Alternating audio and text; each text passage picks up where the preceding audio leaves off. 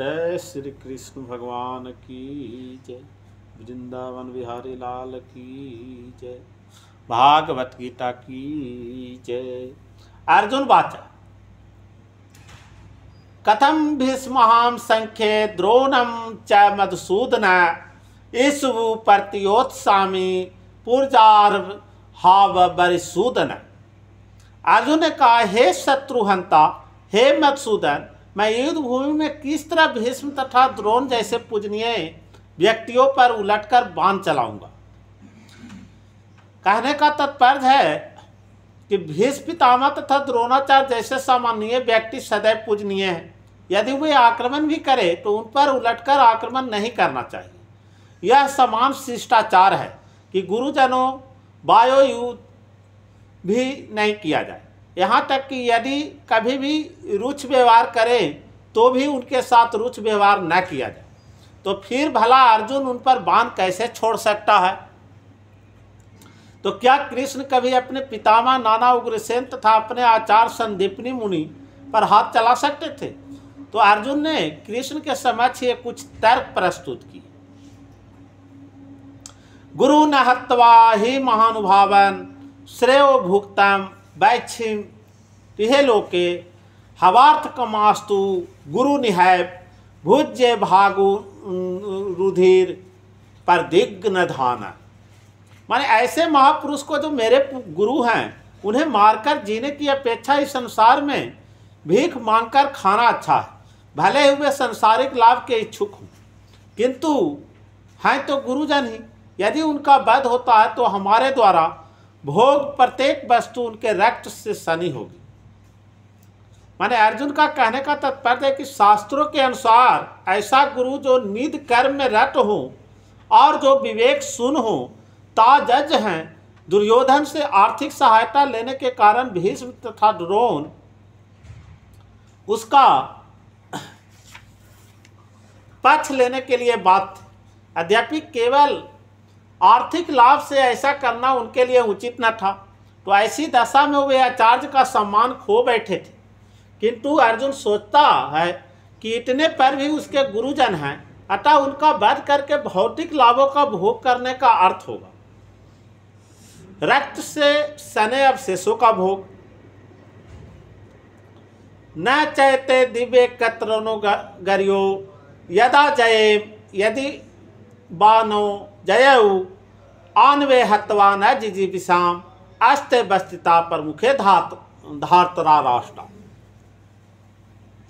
माने हम यह भी नहीं जानते कि हमारे लिए क्या श्रेष्ठ है, उनको जीतना या उनके द्वारा जीते जाना। यदि हम धृतराष्ट्र के पुत्र का वध कर देते हैं तो हमें जीवित रहने की आवश्यकता नहीं है। फिर भी वो युद्ध भूमि में हमारे समझ खड़े हैं। तो अर्जुन की समझ में यह नहीं आ रहा है कि वो क्या करे, युद्ध करे या अनावश्यक रक्तपात का कारण बने। यद्यपि क्षत्रिय होने के नाते युद्ध करना उसका धर्म है, या फिर वो युद्ध से विमुख होकर भीख मांगकर जीवन यापन करे। यदि वो शत्रु को जीतता नहीं तो जीविका का एकमात्र साधन भिक्षा ही रह जाता है। फिर जीत भी तो निश्चित नहीं है, क्योंकि कोई भी पक्ष विजयी हो सकता है। यदि उसकी विजय हो भी जाए तो भी यदि धृतराष्ट्र के पुत्र मरते हैं तो उनके बिना रह पाना अत्यंत कठिन हो जाएगी। तो उस दशा में यह उसकी दूसरे प्रकार की हार होगी। अर्जुन द्वारा व्यक्ति इस प्रकार के ये विचार सिद्ध करता है कि वो न केवल भगवान का महान भक्त था अपितु वो अत्यधिक प्रबुद्ध और अपने मन तथा इंद्रियों पर पूर्ण नियंत्रण रखने वाला था। राज परिवार में जन्म लेकर भी भिक्षा द्वारा जीवित रहने का इच्छा उसकी विरक्ति का दूसरा लक्षण है। ये सारे गुण तथा अपने आध्यात्मिक गुरु श्री कृष्ण के उपदेशों में उसकी श्रद्धा ये सब मिलकर सूचित करते हैं कि वह सचमुच पुण्यात्मा था। तो इस तरह यह निष्कर्ष निकला कि अर्जुन मुक्ति का सर्वथा योग था। जब तक इंद्रियां संयमित न हो ज्ञान के पद तक उठ पाना कठिन है, और बिना ज्ञान तथा भक्ति के मुक्ति नहीं होती। तो अर्जुन अपने भौतिक गुणों के अतिरिक्त इन समस्त दैव गुणों में भी दक्ष था। बोलिए वृंदावन बिहारी लाल की जय। जय जय श्री कृष्ण भगवान की जय। जय श्री कृष्णा, जय श्री कृष्णा, श्री कृष्णा श्री कृष्णा कृष्णा कृष्णा हरे हरे, हरे रामा रामा रामा हरे हरे। कार्पण दोषोपहत स्वभाव पृच्छामि त्वाम धर्म सम्मूढ़ सचेता, आश्रय श्यानि सचंती बूढ़ तन में शिष्यंते साधि माम त्वाम परपन्नम। अब मैं अपनी कृपण दुर्बलता के कारण अपना कर्तव्य भूल गया और सारा धैर्य खो चुका हूँ। तो ऐसी अवस्था में मैं आपसे पूछ रहा हूँ कि जो मेरे लिए श्रेष्ठकार हो उसे निश्चित रूप से बताएं। अब मैं आपका शिष्य हूँ और आपका शरणागत हूँ, कृपया मुझे उपदेश दे, कृपया मुझे उपदेश दे। माने अर्जुन का कहने का तात्पर्य है कि यह प्राकृतिक नियम है कि भौतिक कार्यकलाप की प्रणाली ही हर एक के लिए चिंता का कारण है, तो पग पग पर उलझन मिलती है।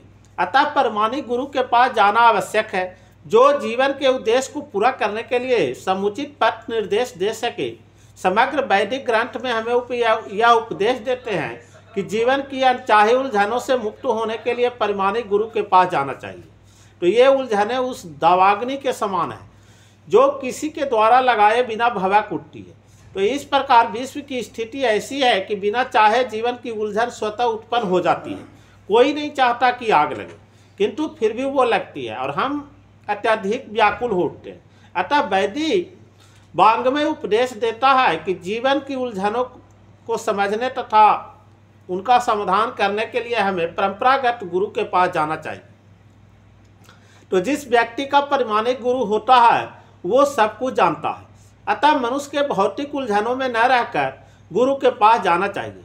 यही इस श्लोक का तात्पर्य है। आखिर भौतिक उलझनों में कौन सा व्यक्ति पड़ता है? वह जो जीवन की ये समस्याओं को नहीं समझता। बृहदारण्यक उपनिषद में व्याकुल मनुष्य का वर्णन इस प्रकार हुआ। यो वातायदक्षरम गार्गय विदित्वा अश्लोम कटोप्रेति स कृपण। माने कृपण वह है जो मानव जीवन की समस्याओं को हल नहीं करता और आत्म साक्षात्कार के विज्ञान को समझे बिना कुकुर सुकुर के भांति इस संसार को त्याग कर चला जाता है।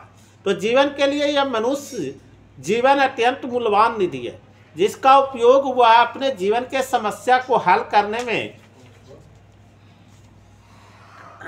में कर सकता है। अतः जो इस अवसर का लाभ नहीं उठाता वो कृपण है, और ब्राह्मण इसके विपरीत होते हैं जो इस प्रकार का उपयोग जीवन के समस्याओं का हल करने में करता है।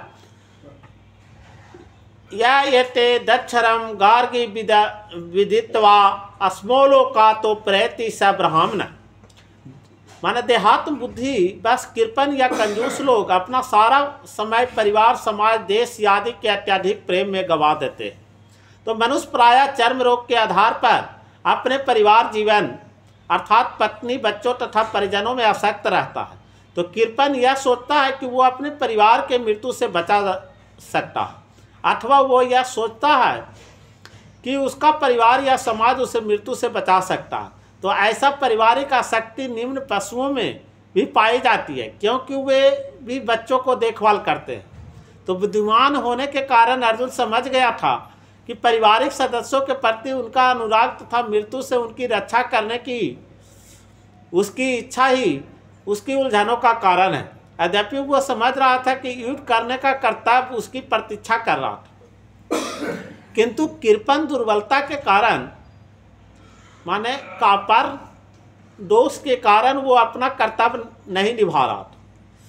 अतः वो परम गुरु भगवान कृष्ण से कोई निश्चित हल निकालने का अनुरोध कर रहा है। वह कृष्ण का शिष्यत्व ग्रहण करता है और वह अपनी मृत्यता पूर्ण बातें बंद करना चाहता है। गुरु तथा शिष्य की बातें गंभीर होती है। अब अर्जुन अपने मान गुरु समक्ष गंभीरतापूर्वक बातें करना चाहता है, इसलिए कृष्ण भागवत गीता का ज्ञान के आदि गुरु है और अर्जुन गीता समझने वाला प्रथम शिष्य है। तो अर्जुन भागवत गीता को किस तरह समझता है यह गीता में वर्णित है। तो भी मूर्ख संसारी विद्वान बताते हैं कि किसी को मनुष्य रूप कृष्ण की नहीं बल्कि अजन्मा कृष्ण की शरण ग्रहण करना चाहिए। तो कृष्ण की अंतर तथा ब्रह्म में कोई अंतर नहीं है। इस ज्ञान के बिना जो भागवत गीता को समझने का प्रयास करता है वो सबसे बड़ा मूर्ख। बोलिए वृंदावन बिहारी लाल की जय। जय जय श्री कृष्ण भगवान की जय। जय श्री कृष्णा, जय श्री कृष्णा। वेद व्यास जी की जय।